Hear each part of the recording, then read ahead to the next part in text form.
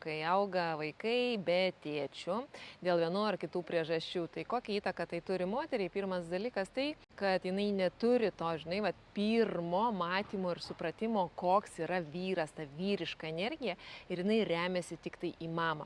Ir tada, ką jinai daro, jinai labai dažnai kopijuoja savo mamą, pritraukdama vyrą, kuris yra infantilus arba lepšis, tam, kad galėtų pakartot mamos scenarijų. Kitas dalykas, jinai gali būti santykiuose žiūrint, pritraukti vyrą, kuris yra labai valdingas, tam, kad būti visiškoje priešoje ir nekartoti mamos scenarijaus.